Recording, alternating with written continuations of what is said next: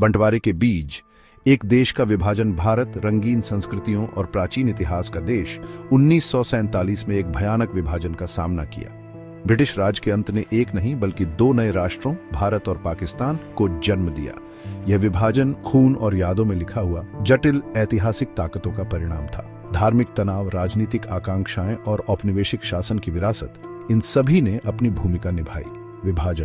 विभाजन की मानवीय कीमत और औपनिवेशिक हेरफेर की स्थायी विरासत की एक कठोर याद दिलाता है। विभाजन की कहानी सिर्फ नई सीमाओं के निर्माण के बारे में नहीं है, यह एक मानवीय कहानी है, लाखों जिंदगियों के धागों से बुनी एक टेपेस्ट्री। परिवार उजड़ गए, घर छूट गए और समुदाय बिखर गए। विभाजन के साथ हुई हिंसा ने उपमहाद्वीप के सामूहिक मानस पर एक अमिट छाप छोड़ी। इस अशांत दौर को समझने के लिए उन ऐतिहासिक धाराओं में उतरना होगा जो इस दुर्भाग्यपूर्ण मोड़ पर ले गईं। अंग्रेजों के आने से पहले भी भारत एक विविध भूमि थी जहां एक जटिल सामाजिक ताना बाना था। हिंदू और मुसलमान सदियों से साथ साथ रहते आए थे। उनका जीवन व्यापार, संस्कृति और साझा अनुभवों के माध्यम से एक दूसरे से जुड़ा हुआ था। मुगल साम्राज्य ने धार्मिक सहिष्णुता की अपनी नीति के साथ एक हद तक समन्वयवाद को बढ़ावा दिया था। हालांकि एकता की सतह के नीचे अंतर्निहित तनाव और मतभेद मौजूद थे। विभाजन के बीज 1947 से बहुत पहले बोए गए थे। ब्रिटिश राज ने फूट डालो और राज करो की अपनी नीति के साथ अपने फायदे के लिए इन मौजूदा दरारों का फायदा उठाया। धार्मिक और सांप्रदायिक मतभेदों को बढ़ा चढ़ाकर अंग्रेज अपनी विशाल उपनिवेश पर नियंत्रण बनाए रखना चाहते थे। दुर्भाग्य से इस रणनीति के दूरगामी परिणाम हुए, जिससे हिंदू और मुस्लिम समुदायों का ध्रुवीकरण हुआ। राज और सांप्रदायिकता का उदय।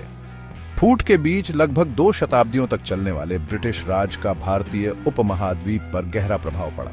जहां एक ओर इसने कुछ क्षेत्रों में आधुनिकीकरण किया, वहीं दूसरी ओर इसने सांप्रदायिक कलह के बीज भी बोए जो अंततः विभाजन का कारण बने। इस प्रक्रिया में अंग्रेजों की फूट डालो और राज करो की नीति केंद्रीय थी।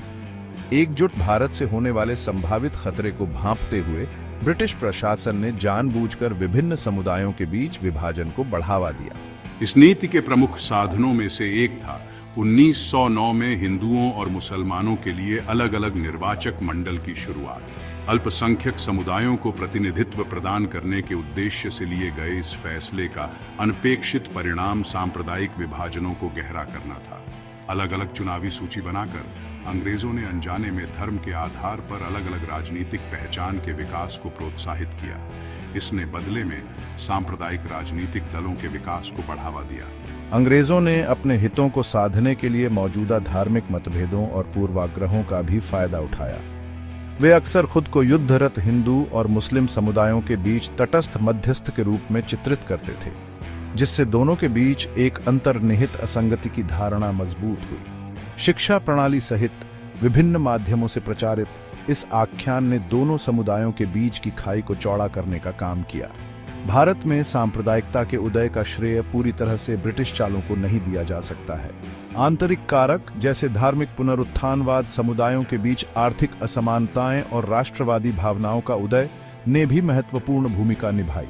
हालांकि अंग्रेजों की फूट डालो और राज करो की नीति ने निस्संदेह उत्प्रेरक का काम किया, मौजूदा तनावों को बढ़ाया और सांप्रदायिक राजनीति के विकास के लिए अनुकूल माहौल बनाया। इस नीति के परिणाम दूरगामी थे और अंततः विभाजन की त्रासदी में योगदान दिया। धार्मिक विभाजनों को संस्थागत रूप देकर अंग्रेजों ने कलह के बीज बोए जो अंततः पूर्ण सांप्रदायिक हिंसा में बदल गए। इस विभाजनकारी नीति की विरासत आज भी उपमहाद्वीप को परेशान करती है।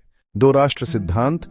एक विभाजित राष्ट्र 2 राष्ट्र सिद्धांत विभाजन के आख्यान में एक केंद्रीय सिद्धांत ने कहा कि हिंदू और मुसलमान अपूरणीय मतभेदों वाले 2 अलग अलग राष्ट्र हैं। 20वीं शताब्दी की शुरुआत में इस विचारधारा ने जोर पकड़ा, जिसमें तर्क दिया गया था कि ये मतभेद धर्म से परे संस्कृति, भाषा और सामाजिक रीति रिवाजों तक फैले हुए हैं। इसने एक अलग मुस्लिम राज्य की मांग को हवा दी, जिसके कारण अंततः पाकिस्तान का निर्माण हुआ। 2 राष्ट्र सिद्धांत के समर्थकों, मुख्य रूप से मोहम्मद अली जिन्ना के नेतृत्व में मुस्लिम लीग, ने तर्क दिया कि हिंदू और मुसलमान कभी भी एक राष्ट्र के भीतर शांतिपूर्वक सह अस्तित्व नहीं रख सकते। उन्होंने ऐतिहासिक शिकायतों की ओर इशारा किया, जैसे कि हिंदू बहुल शासन के तहत मुसलमानों का कथित रूप से हाशिए पर होना और एक स्वतंत्र भारत में हिंदू वर्चस्व का डर व्यक्त किया।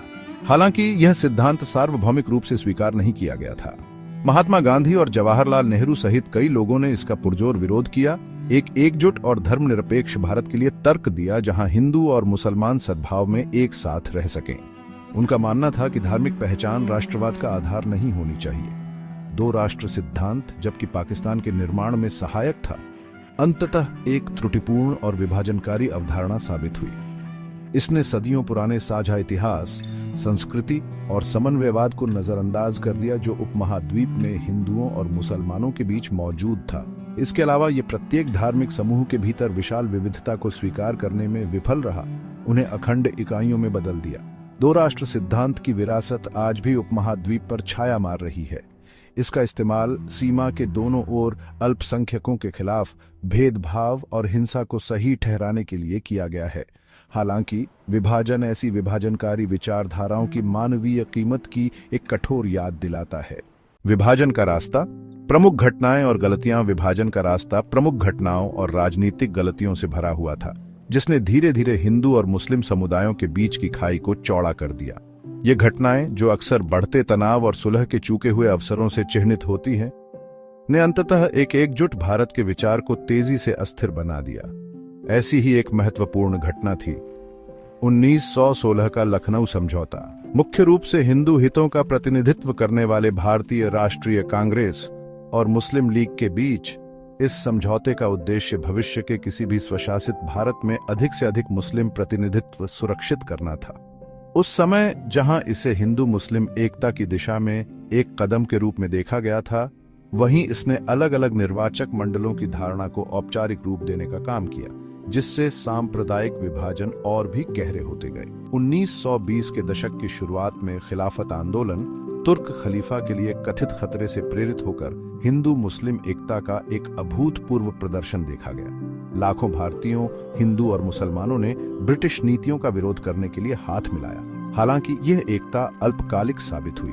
आंदोलन का पतन हिंदू और मुस्लिम राष्ट्रवादी भावनाओं के उदय के साथ सांप्रदायिक तनावों के पुनरुत्थान का कारण बना। मुस्लिम लीग द्वारा पारित 1940 का लाहौर प्रस्ताव एक निर्णायक मोड़ था।